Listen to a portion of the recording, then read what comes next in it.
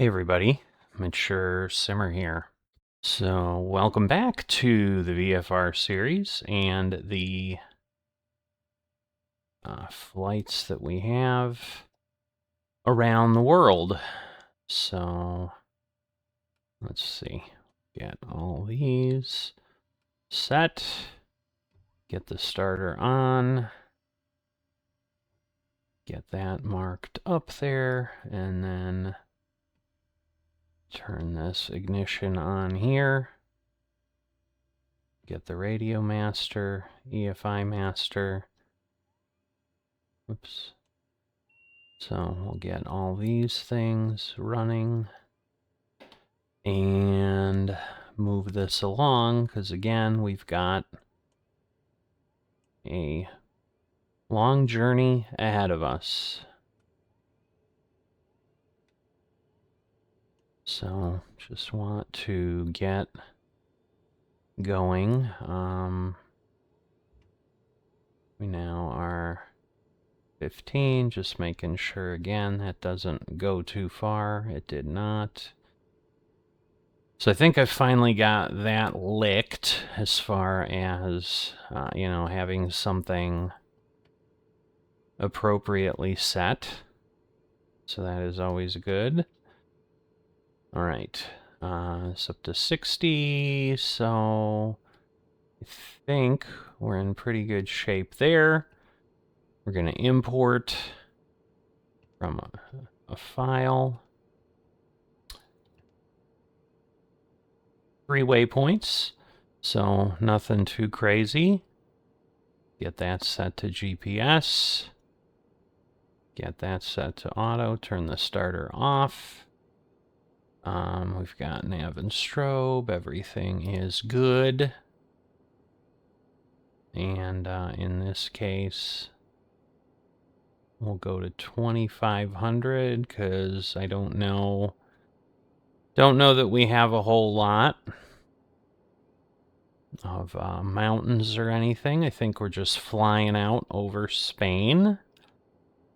Getting to some areas here. So, yeah, good to go. So we're here in Barcelona at El Prat, which is the main airport. All right, and so we're good there. Let's call into the airport. So we'll hop back in here. 20 feet. I think we're good. So we'll just quickly take a peek at the plan. It's pretty straightforward, as we said, only 3 waypoints. So we're here in Barcelona, and we're headed down here to the bottom of Spain while we pop in once to Portugal and out. So very simple. The narrative will explain why. So we'll get to that in a moment. Barcelona clearance. November 191 Mike Alpha requesting VFR to Gibraltar.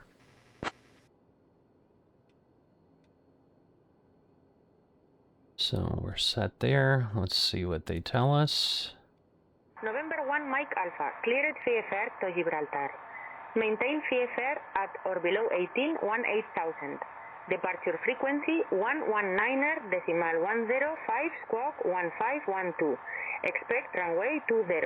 Advise ready for startup or taxi with information Mike.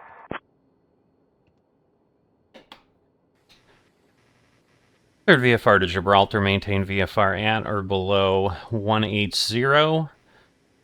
Departure frequency 119.105, squawk 1512, expected runway 20. We're ready for startup. November 191 Mike Alpha.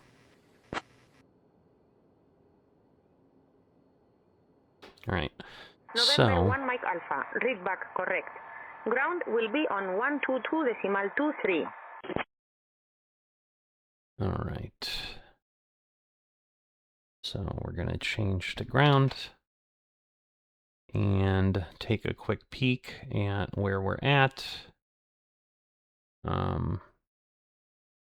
Right, so 20, awesome. We are right there.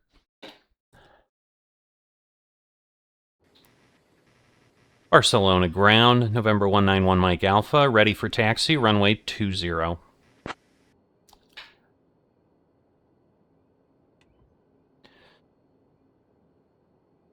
November 1901 Mike Alpha, Barcelona ground, runway 20 taxi via gate Bravo, November, uniform 2, uniform 3, Romeo, hold short runway 20.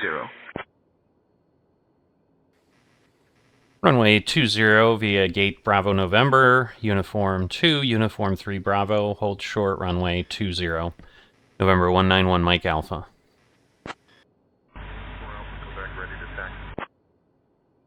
Welling 4 Alpha Quebec, runway 20 taxi via Lima 13, gate BS, Bravo Sierra, November 13, Yankee 6, hold short of runway 6 left, then Zulu 6 Tango, Golf November Sierra, uniform 3 Romeo.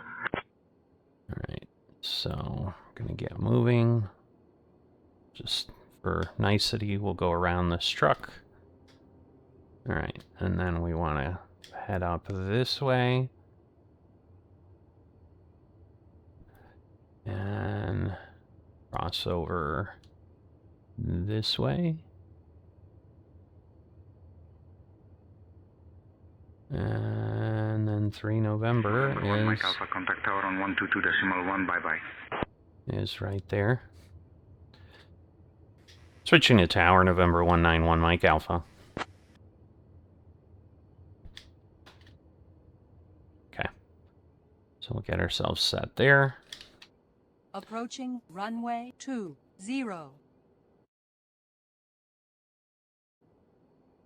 So, get ourselves set on the trim. Get our flaps down. And we are prepared. So, wanting to get in the air, 268 nautical miles as we sit here. So, let's talk to the tower. Barcelona Tower, November 191 Mike Alpha, holding short runway 20.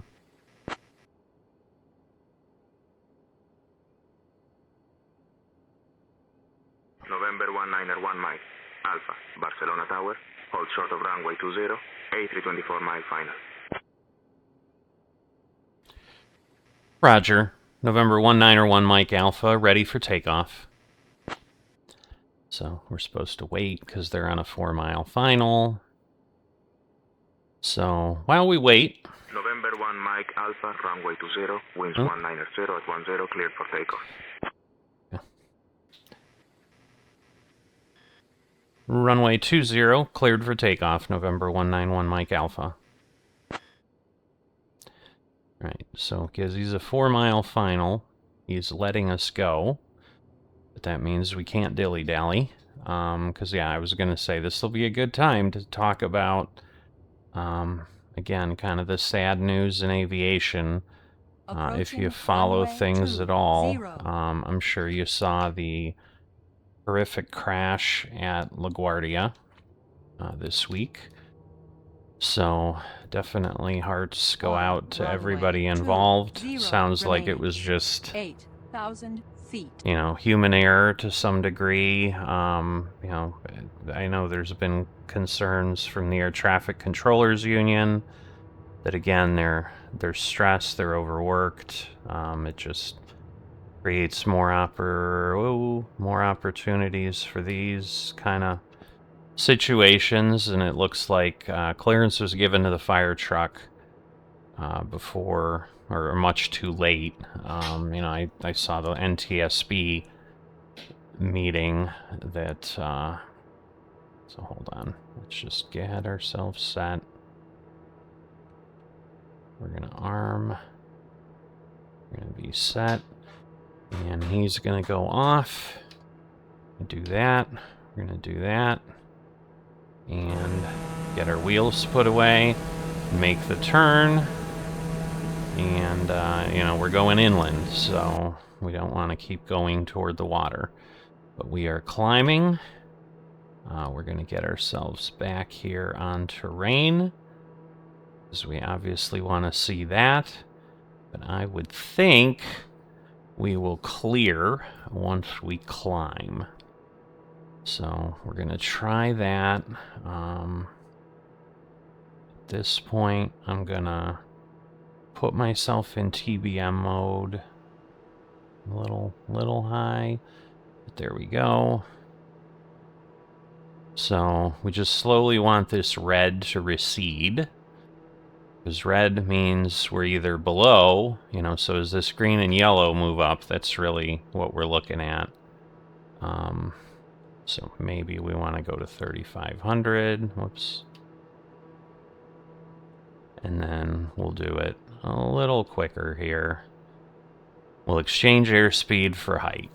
Because the yellow is good, so that means for a little bit, because red is 500 to 0, and technically below 0. So now that this has turned black below us, we're above 1,500 feet above those areas, and you can see everything slowly receding. Now we're in the yellow,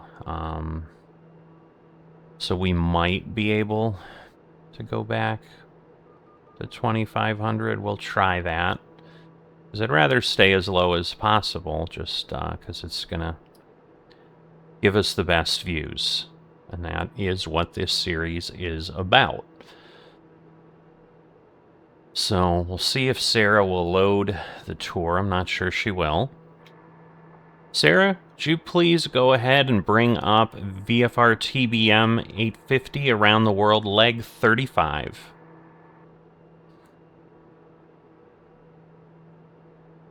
Of course, VFR TBM 850 around the world, leg 35 is now brought up. Okay. Not seeing it yet. So that's concerning, because usually... I don't know if that...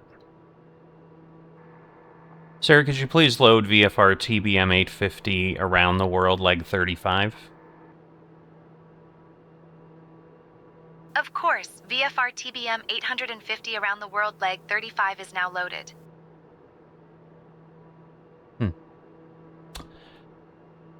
It's been working fine, but right now it's not showing up in the SayIntentions piece, so just a little... Oh, you know what? It's not called 850, so I'm wondering... Let's see. Sarah, please load tour ID 1580. Let's try it that way, just to be sure. Tour ID 1580 is now loaded. Alright, well, it's saying it's loaded, but it's not showing it, so I'm a little concerned. Sarah, what's our next point? Our next point is Capitania Port Aiguedolque, visible at our 10 o'clock about 3 kilometers out. No, that's not the right thing. So, Oops. Let's see.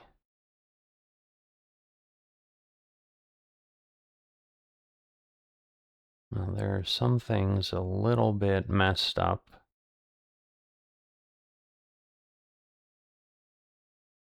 So yeah, unless I have something really botched here, but I don't think I do.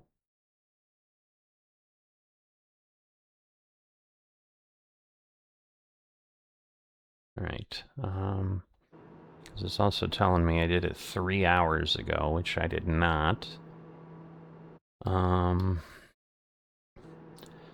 So again, we might have to punt on this one, but normally this works perfectly fine. Just, you know, again, we're so far away, so I'll probably try it again as we get a lot closer. So we'll get, let's say, within 50 miles. But for now, let's go do what we can. And then, you know, maybe we'll return a little bit to our discussion. So we're covering the entire Iberian Peninsula in one flight, because, to be honest, there's not much here yet. When Asobo gets around to releasing a world update for Spain and Portugal, then I expect this leg to get split into at least 2 and possibly more flights, and to cover a lot more ground.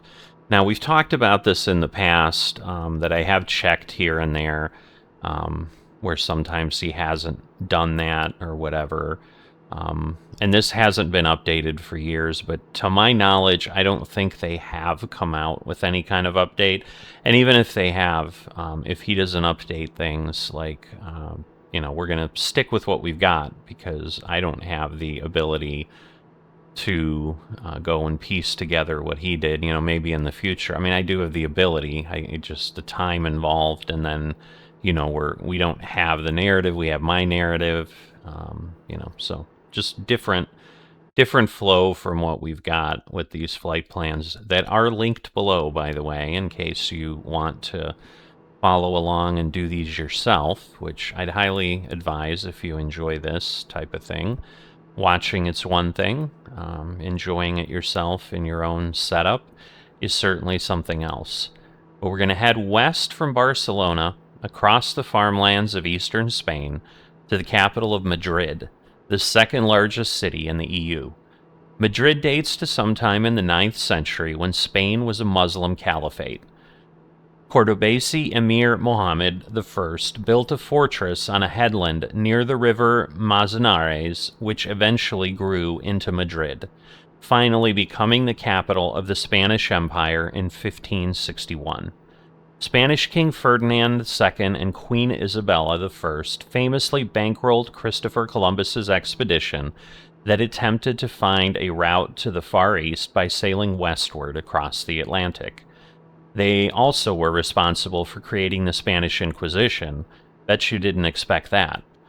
Columbus's accidental discovery of the New World began an era of colonization of North and South America in which Spain was a major player, colonizing most of what today is collectively referred to as Latin America.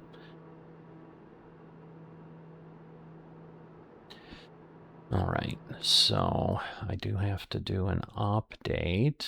I have to do a couple weight updates.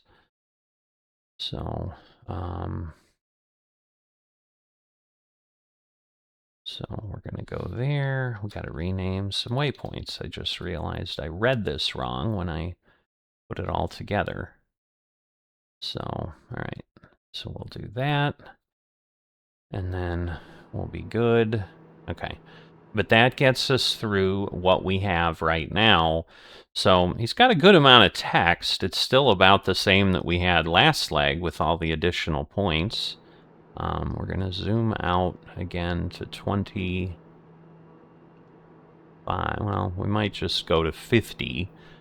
So it looks like we should be okay to stay at this height as we get, closer. We'll see what things feel like. But basically, that ridge is about 25 miles. At 9 o'clock, about 3 kilometers out, you can spot the Parc Natural de la Serra de Montsant. This rugged natural park is famous for its dramatic limestone cliffs and deep gorges, making it a favorite for hikers and rock climbers. The name Montsant actually means holy mountain, and legend has it that hermits once lived in the caves here, seeking solitude and a bit of peace and quiet, something we could all use after a bumpy flight. The park was officially established in 2002 and covers over 20,000 hectares. From up here, you can really appreciate the patchwork of vineyards and olive groves that surround the area, which produce some of the region's best wines and olive oils. All right, so she'll be doing her thing, adding some information. As we've talked in the past, I typically set this here so you can enjoy the best view I can provide. With the quietest sound, obviously probably the best view I can provide is this. Something outside the plane, but it's pretty loud. So I'm not wanting to leave that, but, we do have... It's possible we'll have to climb because we do have in the charts, like the high points are 8,000, 10,000 feet. So there's mountains here and there. I just don't know, where everything's going to take us. But, I'll likely be switching back and forth just to make sure. We might have to climb, descend, but I'll try to keep us about 2,500 feet you know, where it's possible. That's an interesting, it's like a dirt track, go-kart, I don't know. That's interesting, next to what looks like a water treatment facility or something. But I'm going to go ahead, mute myself, and, you know, we don't have a lot to see, so there is an airport. I think that's Lima Echo Romeo Sierra. I don't know what that is, but even zoomed way out on my Navigraph, I do see that kind of in the vicinity here, so I think that's what we're looking at. And, you know, we'll keep going, and we'll get back, but the one thing I hadn't covered, 789 nautical miles is going to be our total travel time here. So keep that in mind with whatever is being shown, because obviously it's probably not a huge difference because we're just going across, coming back a little bit, but I wouldn't be surprised if it wasn't close to double what is being shown right now on Fly Studios bar at the top. But, yeah, I think, I don't know. I mean, it appears we're going to be okay. I'll tell you, what the graph is showing me, and again, maybe I'm not seeing some of that, but I think this is all this. So it's about 50 miles out at this point. You know, we've already gone about 25 miles away from the airport as it sits. So yeah, whatever's beyond this is going to tell us, you know, do we climb or do we not? Like, it looks like we shouldn't have much happening. But like I said, there are things here that say there's, you know, something that's 7,600 feet and 7,500 feet and where we're at. Now, again, we're at the south end. There's things that go way north, so it could be there's a, you know, we're getting toward the Pyrenees or something that are not that far away, and that may be what's going on. I see a line of windmills, and I do feel like we're a little low. So we're gonna go here, and we're gonna climb. I don't like what I'm seeing. And yeah, in theory, we're headed for that little gap there. But we're not going to play that we're, you know, cutting through some windmills. So we'll go up. And again, we're supposed to be at in VFR, we should be at a 500-foot cutoff. So again, like we're clearly quite high over it now. So I think we probably would have been okay, but it would have been a little harrowing. And I'm not looking for it to be harrowing. So, yeah, finishing the LaGuardia thing, I guess. Yeah, just crazy stuff. Hard to see. I guess it was foggy. But it just shows, you know, there is danger involved in doing this stuff. So always be diligent, but I think everybody, I'm sure, was doing the best they could. Points of interest found nearby, let me tell you about Reyes Airport, which is the closest major landmark to us. Reyes Airport originally opened in the 1930s and played a significant role during the Spanish Civil War. Today, it's known for serving both commercial flights and general aviation, making it a popular gateway for tourists heading to the Costa Dorada. Right. I'm assuming that's the airport we passed. RS at the end. Romeo Sierra. Kind of makes sense. Yeah, they've got a lot of windmills here. Europe's doing a lot with wind power. I'll tell you that. So that is awesome for the folks there. I'm sure that helps. You know, I mean, again, there's maintenance of those things, but I'm sure it's nothing compared to what we have to do with coal and nuclear plants and stuff like that. So, but, you know, yeah, so it was a pretty bad accident. Hopefully they'll figure out what they can do, but, you know, I think some of it is, you know, I know a gentleman we watch regularly, Captain Steve, who's a retired airline pilot, but obviously has a lot of experience. He was based out of LaGuardia at the start of his career. I learned in the video he's put out so far covering initial thoughts. You know, there's challenges with LaGuardia, just with its location, runway 4 that they were landing on. you know, a little bit unique. But, you know, his biggest thing, I think, which certainly sounds valid to me and something I'd be concerned with, is something out there in the 50 miles out. Looks like we're going to hit things again. So, I don't know. We'll keep an eye on it as we go. But yeah, the ground units and the airplane, they're usually on different frequencies. And so it's unlikely that the pilots were even hearing that they were clearing a fire truck across the runway to realize that they might have a conflict, because the truck responded, it seemed, like 20 seconds before the voice recorder cut out, which probably is when the crash and the impact occurred. So, you know, if the pilots had heard that, there may still have been time to pull up and say, all right, we're not going to risk this, you know, and then talk to the tower and be like, what are you doing? Why are you allowing something to cross the runway when we're 20 seconds from touching, you know, or probably less than 20 seconds from touching down? So that might have been the problem, is 20 seconds, they may have been, you know, 20 feet above the runway or something. It might be kind of challenging to go around that late. But anyway, really, really a sad thing, and obviously awful to hear people die, get injured. You know, nobody gets on a plane thinking, oh yeah, this is going to end tragically. Just like nobody gets in a car and, you know, thinks that either. But yeah, so this is really weird because, I mean, unless it's just not visible, I don't see anything. But of course, again, the ground in general could just rise up, and the general elevation could just get a lot closer. And again, I might be 500 feet above or 400 feet above the ground, which probably is not where we want to keep flying. Because again, if this just becomes a giant red expanse, I need to go up a little bit. I don't want to be buzzing the ground all the time. But I'm going to be quiet at this point, a little under 200 miles, but that's going to take a bit. But we'll let you view it. I'll keep checking, and I will talk to you in a little bit.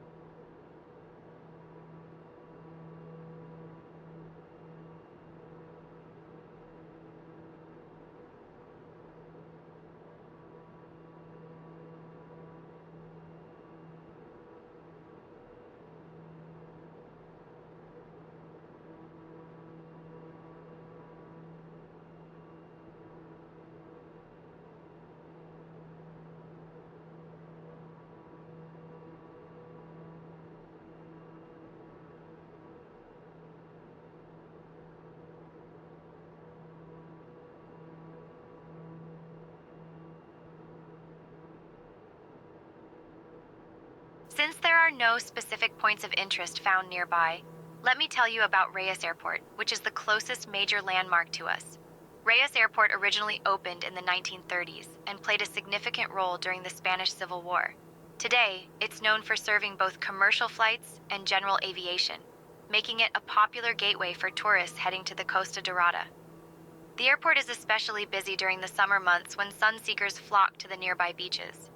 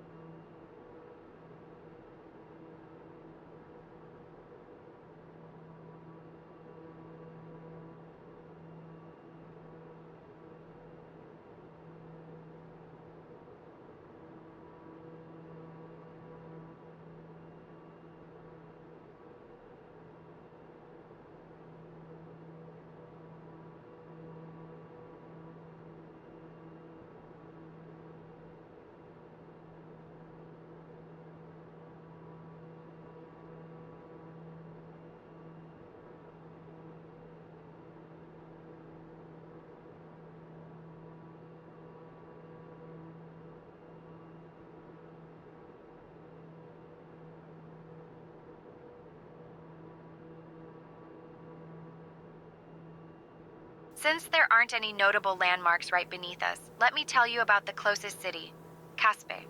Caspe is known for its connection to a pivotal moment in Spanish history, the Compromise of Caspe in 1412, which decided the succession of the Crown of Aragon. The city sits along the Ebro River and is surrounded by rolling hills and reservoirs, making it a favorite spot for anglers and birdwatchers. One quirky fact, Caspe is sometimes called the City of Fish because of the massive catfish that lurk in the nearby reservoirs. Some reportedly weigh more than a small child. The city also has a medieval castle and a beautiful Gothic church, both of which are visible from the air if you know where to look.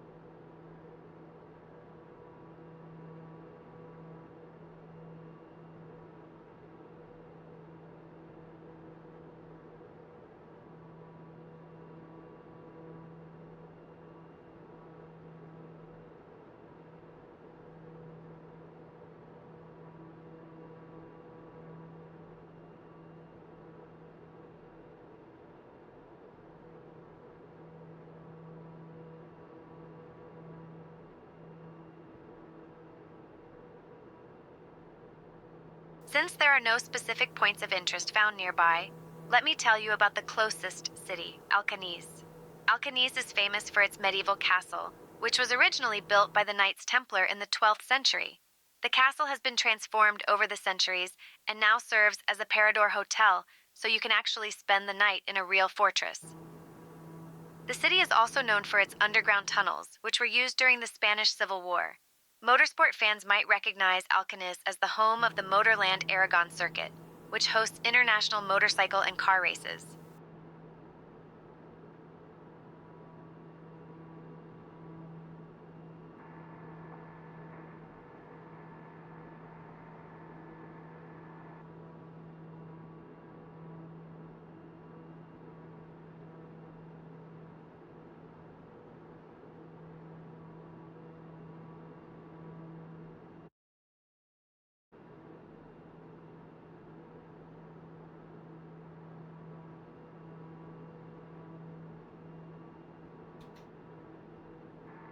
Sarah, please load VFR TBM around the world, leg 35. Of course, VFR TBM around the world leg 35 is now loaded.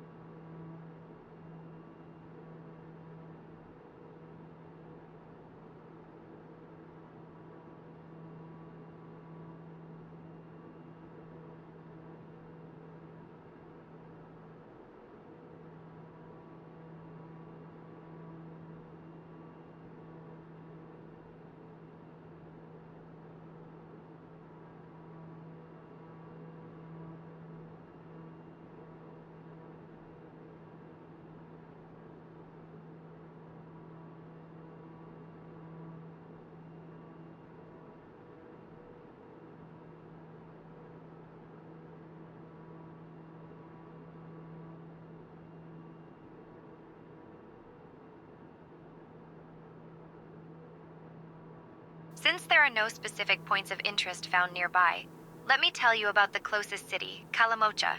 Calamocha is a small town in the province of Teruel, and it's known for its chilly winters. Locals joke that their ham is so good because the pigs need to keep moving just to stay warm. The town sits along the Jaloca River, which has been a lifeline for settlements here since Roman times. Calamocha is also famous for its Roman bridge, which dates back to the 1st century AD and is still standing strong. The area is a favorite stop for birdwatchers, especially during migration season, when cranes and storks fill the skies.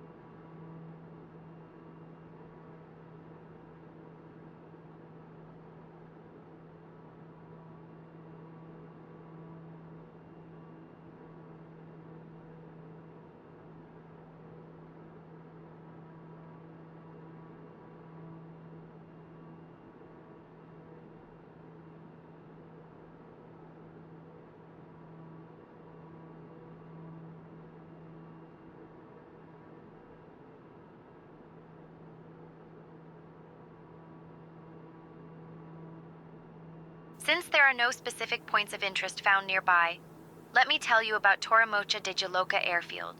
This small airfield is a favorite among general aviation pilots exploring the region of Aragon. It's a grass strip, so landing here can feel a bit like stepping back in time to the early days of aviation. Just watch out for the occasional sheep on the runway. The airfield is often used for glider flights because the surrounding hills create great thermals.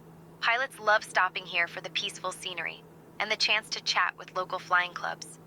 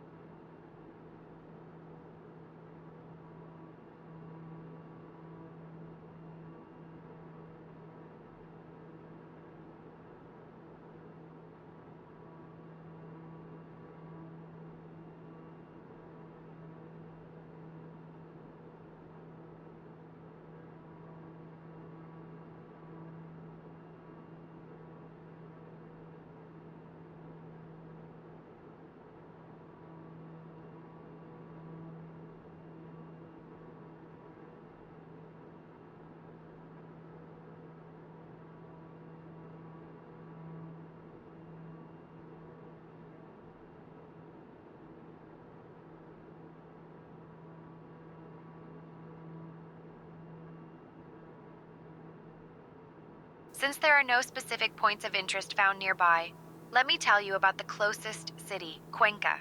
Cuenca is famous for its dramatic hanging houses, the Casas Colgadas, which were built right on the edge of steep cliffs in the 15th century. These houses look like they're defying gravity, and some now house museums. Cuenca is also a UNESCO World Heritage Site because of its well-preserved medieval architecture and its unique location between deep river gorges. The city has been a favorite spot for artists and writers for centuries, and its old town is a maze of cobbled streets and secret corners. So you can see a road down there. I'm popping in at this moment because if you've been watching as we're flying along, I know he said there isn't much there. And so I was beginning to wonder because, my understanding of this world is, it's somewhat based, not as much as 2024 because we're in 2020 here, but, still that we are using map enhancement with Bing, and so these should be satellite-ish type of images of what the area of the world looks like. And I'm like, is it really this sparse? Well, she mentioned Cuenca. Now, we are in the navigational chart, where they have boxes. They're basically rectangles, and they're taller north-south than they are east-west. I don't know how much area they actually cover, but Cuenca is on there, as was Calamocha that we passed before. It is a long way away from us. So this may just really be, Spain may be really sparse in anything, and it's just, a large landmass, but, again, I don't even know if these are farms out here. I mean, there's roads, there's people doing something. Maybe they're, there's a lot of woods here. Maybe they're logging.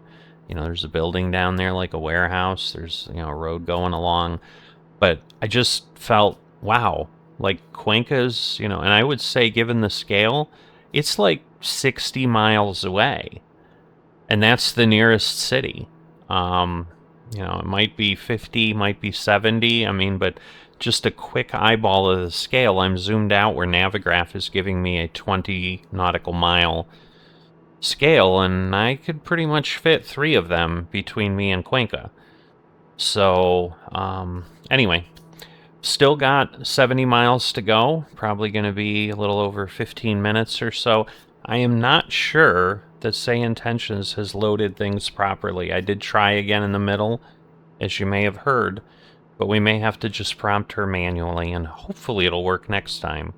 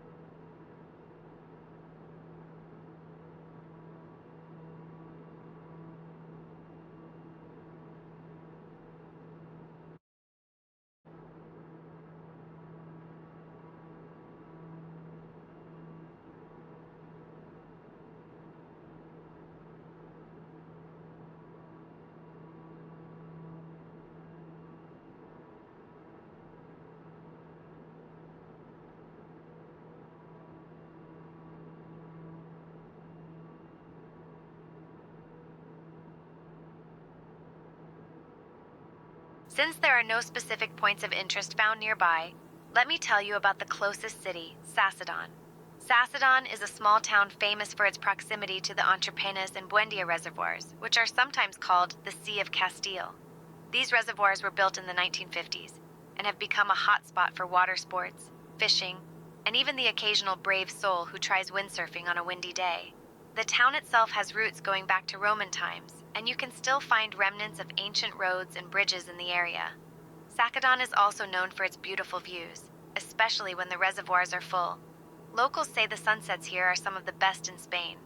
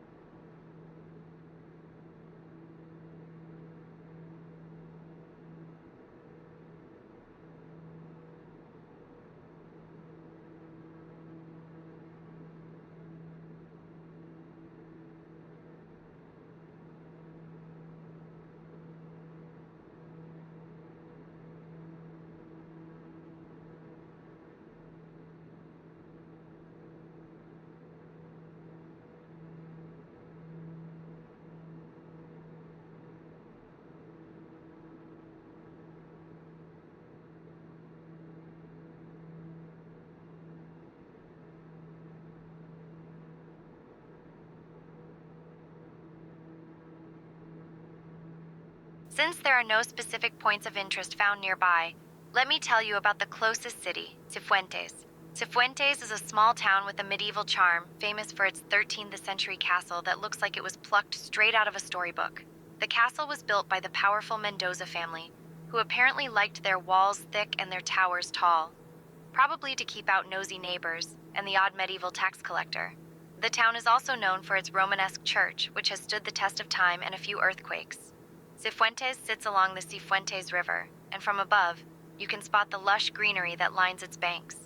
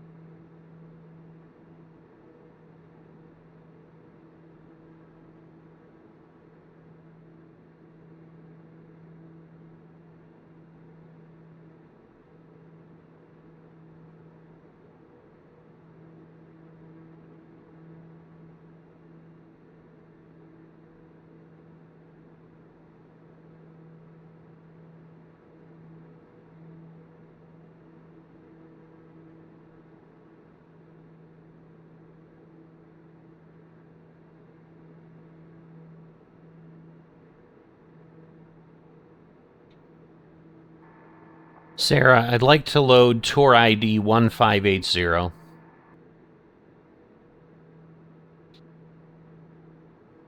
Tour ID 1580, VFR TBM around the world. Leg 35 is now loaded. Our first stop is Madrid, which is about 51 kilometers ahead.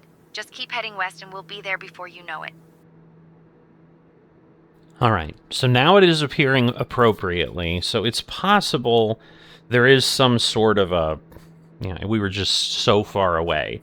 I've talked about in the past that sometimes starting it too soon after I take off, it says I can't load it because there's a nearer waypoint on this other tour, and then it tries to, like, recommend my previous tour, or, again, if we're in some big city, there might be other tours that are closer. Because, yes, typically the way this would be used, I don't know that helicopters would be like 100% of it. Uh-oh. Haven't had a crash, so yeah, it just hung. It does that sometimes. Haven't had a crash in the system in, knock on wood. Usually not a superstitious one like that, but I really don't want to try to discern what's going on with Flight Simulator. But, I think the expectation with the tour tuner as you're doing something like you take off 10 miles from where you're at is your first waypoint, and you're doing things nearby. Not that you're flying 268 miles, which, frankly, that's a longer flight than one of my virtual airlines from American was when I went from, I think, Charlotte to Charleston. I think it was like 211 miles. So this is a long way. The next leg's even longer. It's 272 nautical miles, but I would assume now that this is loaded, we'll be fine. But yeah, it adds like a line, and it says VFR TBM, and you know, it kind of cuts off because it's longer, but it's got tour. Next stop, Madrid, distance 33 kilometers, heading 255.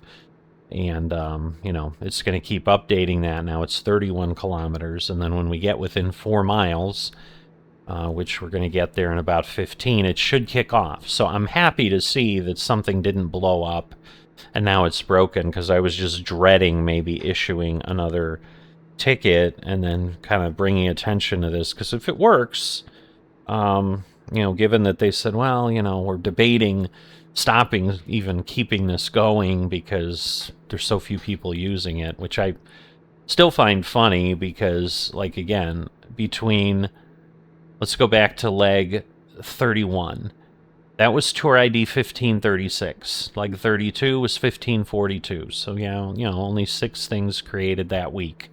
Leg 33, 1559. So there's 17. There's a difference of 17 between that. Then leg 34 was 1569. That's 10. And then leg 35 is 1580. That's 11. So...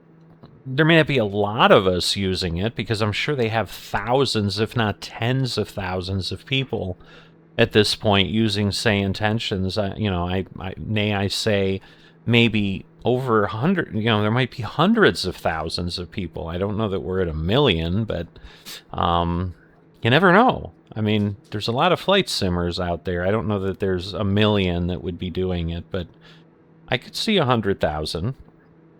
You know, that they've crossed that threshold and whatever.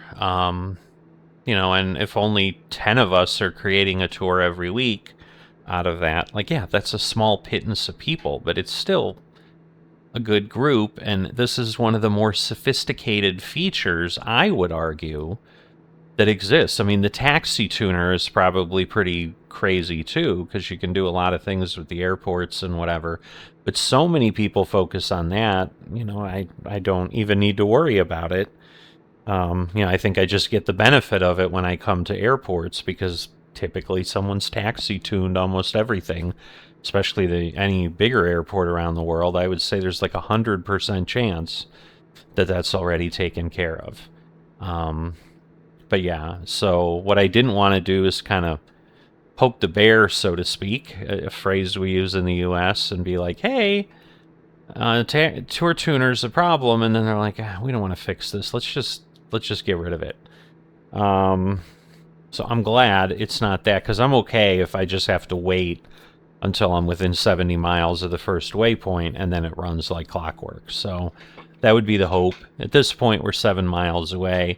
Clearly, we can see settlement. I mean, right now we're, you know, this is Barcelona, almost positively. I mean, maybe there's other cities right around. I'm not going to zoom in anymore. The next leg is 272 nautical miles, so it's 4 nautical miles longer than this one. But then leg 3 only brings us back, not even halfway back, across Spain as we went. So we just, you know, this one's going to take us all the way to Portugal, I believe. Well, we will go into Portugal. I can see us crossing the line, and again, we're probably spending 100 or more miles of the 272 flying over Portuguese airspace. But let's see, you know, what they tell us about Madrid. I'm sure there's so many things, but who knows? Lots of square little things. These are, I see a lot of these over here in Europe. It's like apartments with courtyards in the middle, I'm guessing.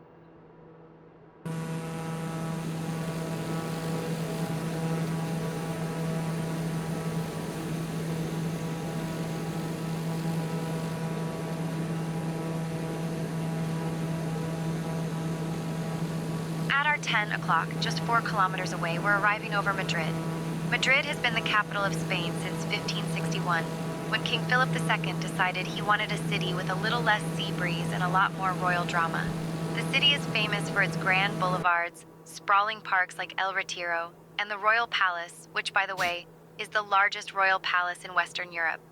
Aviation fans might appreciate that Madrid is home to the Museo del Aire, an aviation museum packed with everything from vintage biplanes to Cold War jets. And if you look closely, you might spot the Plaza Mayor, which has been the scene of everything from markets to public executions. Talk about a multi-purpose space. Here's something. Madrid sits at 667 meters above sea level, making it one of the highest capitals in Europe. Our next stop is Lisbon. To get there, just set our heading to 250 and enjoy the ride for about 441 kilometers. All right, so we can see the third line down here, 105. That's saying it's going to take us over an hour to fly this leg. So, you know, be prepared for that. But again, it's like once it clocks in, it's been working marvelously since they did fix it last time. So now let's go back to his narrative. Clearly, this is Madrid's main airport. I'm assuming it's Lima Echo Charlie Delta is, I think, what I'm seeing. It looks like it just has one runway, though. Now, there are 3 other airports spread around that I'm seeing again on the zoomed out chart. So it's possible that is not a major one. That might be a secondary. I don't know. But anyway, we talked about that. So turn slightly left, which we did. We went from 255 to 250. Turn slightly left here and head west across Spain to Portugal and its capital of Lisbon. A major rival of Spain during the 15th century, Portugal also wanted colonies in the New World. And in 1494, a mere 2 years after Columbus's voyage, the governments of Spain and Portugal agreed to the Treaty of Tordesillas, which split the New World in half, giving the eastern half to Portugal and the western half to Spain, which is why modern-day Brazil speaks Portuguese instead of Spanish. Lisbon is one of the oldest cities in the world and the second oldest European capital after Athens, predating other modern European capitals by centuries. All right, so just moving things down so I'm ready for next time. And we are good there. We just have one more waypoint after this, but enjoy over 250 miles of Spain. And again, we'll make sure we don't run into anything. After we get through a couple grids, everything drops to 4,600 feet. There's a 7,000, but I don't think we're getting anywhere near. And, we stop dropping down. So I think we'll be able to get ourselves lower in a bit. But just want to get past the next, 70 miles or so. But I will talk to you in about an hour.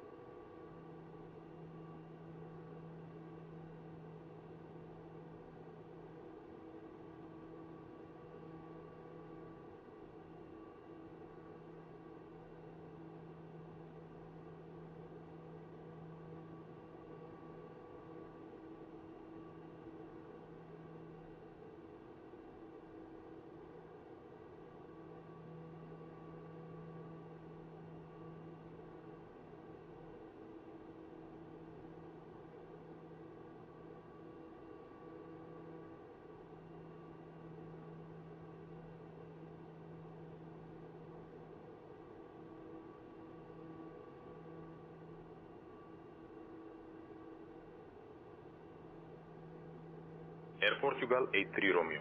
Sierra, wind 060 at 14. Runway 02, clear to land. Clear to land 02, Air Portugal 83 Romeo Sierra.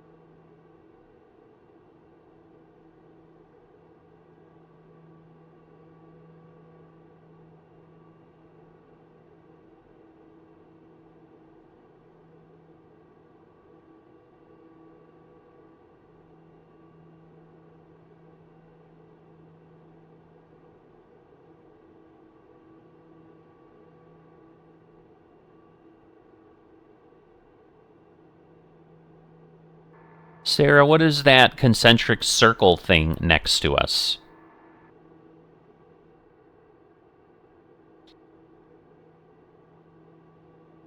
That concentric circle next to us is actually a cork oak plantation. In Portugal, these circular patterns are created by planting cork oaks in rows that curve around the landscape. The trees are harvested for their bark every 9 to 12 Air years, Portugal and Portugal 86 produces Golf, about mark half contact of the ground world's on cork. 121.755. Ground Air Portugal 86 Golf Mike.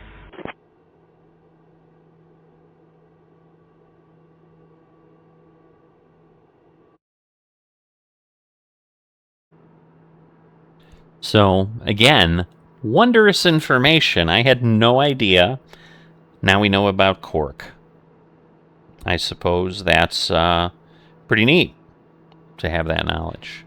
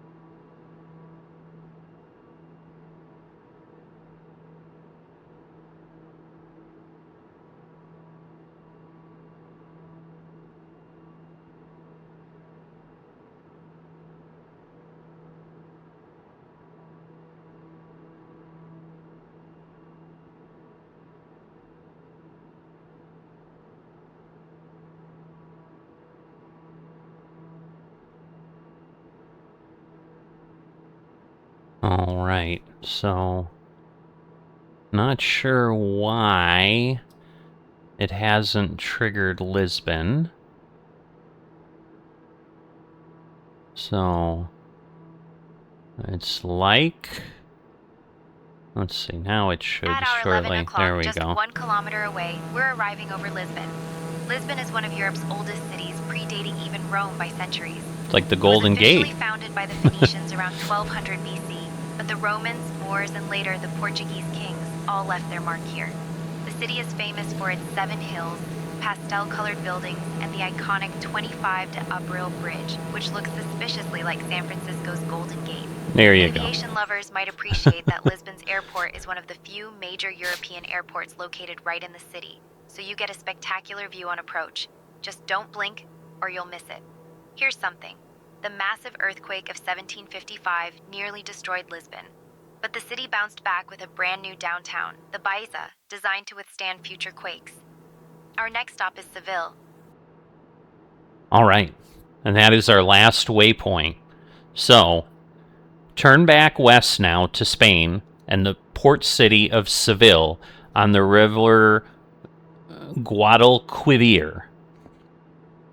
Alright, so that's all we've got there. And then we're going to have about 80 miles to the airport after that. So here's, I assume, the main airport in Portugal. I think that's in Tower Simulator. I'm not sure. There is a Portuguese airport, I thought, but I don't know if it's that particular one or not. But about 40-ish minutes, and then we'll be there, and then, you know, not too terribly long after that, in the grand scheme of things, we shall be landing. So I shall see you in a bit.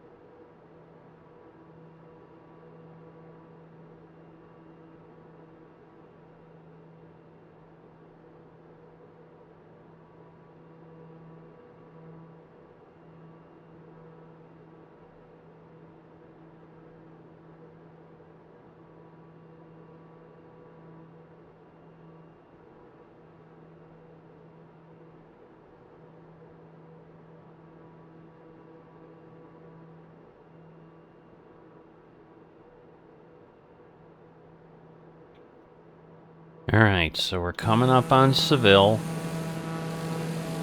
So, there it is, sprawled out there. We've got a stadium on the outskirts, and then we're going to turn to the right, head toward the Mediterranean again.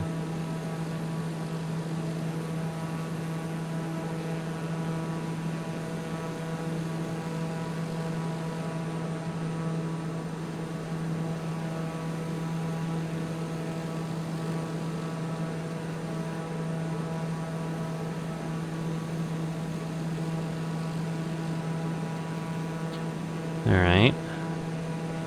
Come on. It's not updating. It just moved to 4. At our 2 o'clock, there we just go. 4 kilometers away, we're arriving over Seville. Seville is a city that's been dazzling travelers for centuries. Think flamenco dancers, Moorish palaces, and orange trees everywhere. Seriously, don't try to eat the oranges, they're famously bitter.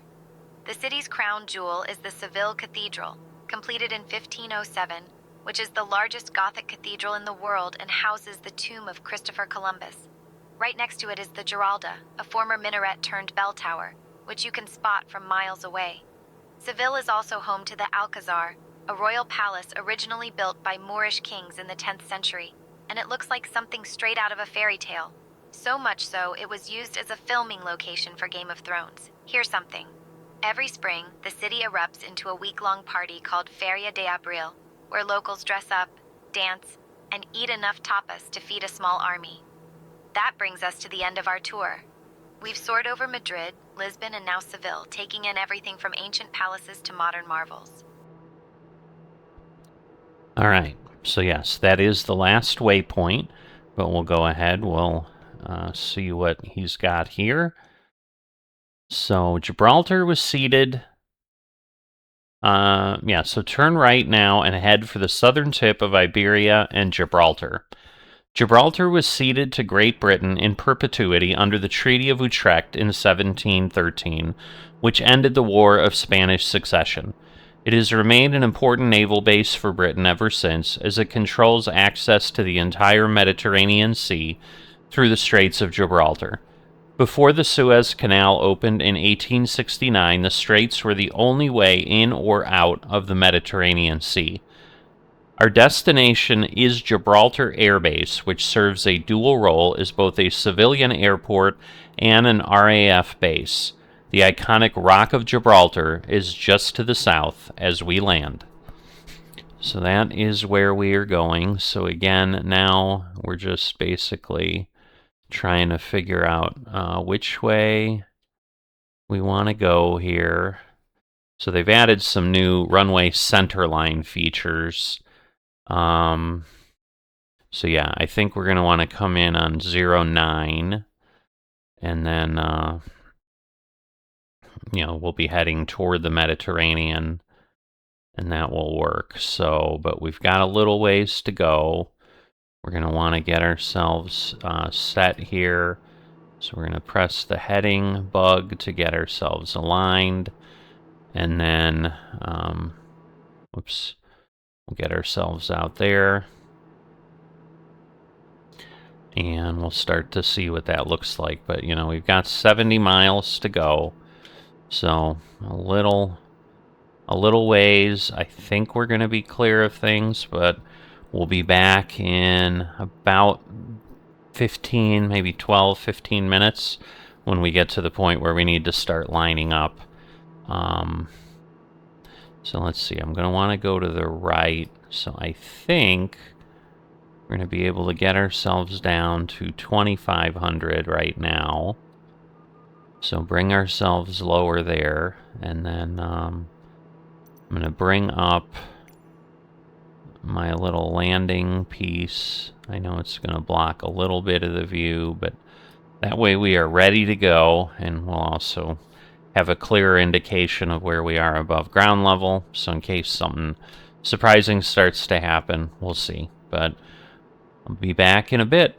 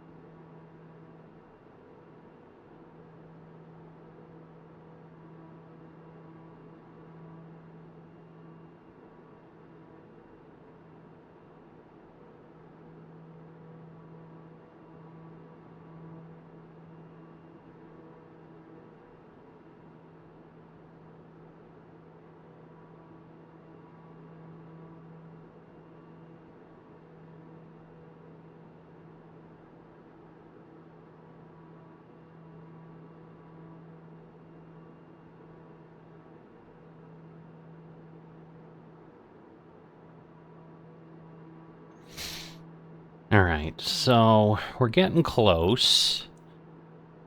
So we definitely want to... Oops. Get ourselves down to, say, probably 1,000 feet once we cross over here. But we're kind of headed in line, but I'm basically trying to get over this ridge. And then after that, it looks like, you know, we can see the Strait and the Mediterranean, and we can come in and try to land. But we're also probably going to want to give ourselves some time to slow down here. So get ourselves off of TBM mode. Alright, and now we're going to start bringing ourselves down because we're not very far. We're going to put our wheels down. So that will also start to slough off some speed. And we're going to put ourselves back here, and we'll let our airspeed start to drop. Because, yeah, we're getting really, really close here. We're probably, I mean, you can see we're 8.9 miles from the point, but again, it's off to our left. So the airport's like in that general vicinity. Just gonna get ourselves a little bit closer here on my Navigraph where we can see, but there we go, we're down to 1,800. Should be pretty good.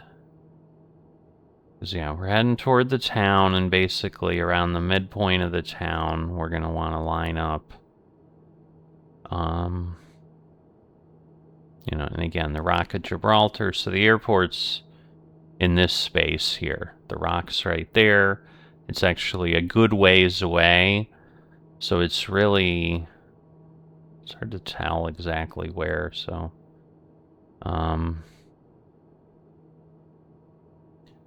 But anyway, we're gonna get ready.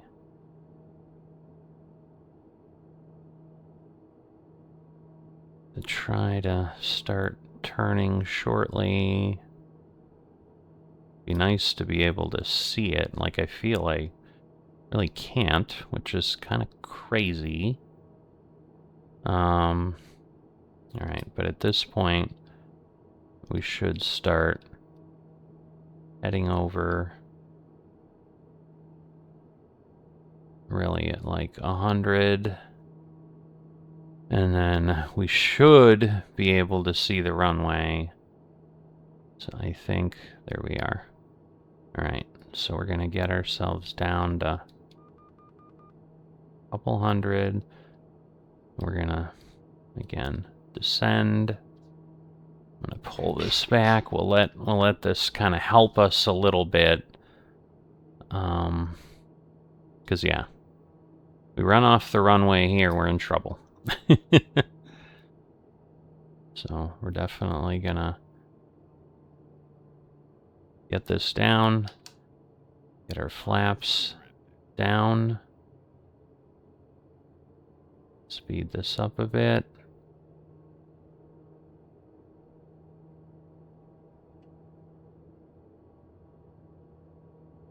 And that should get us full flaps down. Yep. So we're gonna take this off, and now we're gonna do our darndest to get here. So a little bit of a weird scenario there. But yeah, so, you know, you've got buildings right out there. So we want to cross the center line a little bit. So otherwise, we're just not in a good spot. Okay, let me make sure. Because otherwise, yeah, if we're not lined up and I'm not looking out the window properly, that's also going to make it difficult. So it shouldn't be this challenging, but clearly it is. And again, going over water, and I'm assuming this happens with pilots too, like, it is deceiving. Because the water just doesn't give you a good indication of what's going on. So in theory, we're low, because we got red pappy lights, but I'd rather... Oh good, there's a spinning plane above us. I don't even know what that was. You can go back and look at it for a few seconds. Definitely intriguing.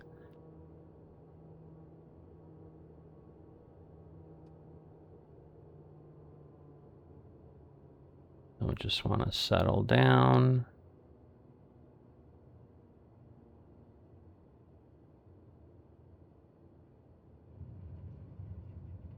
Alright. A little stronger than normal, but not bad. So we're here. Welcome to the Rock of Gibraltar. Now I don't know if this is the RAF location or not, but we're gonna pull in here.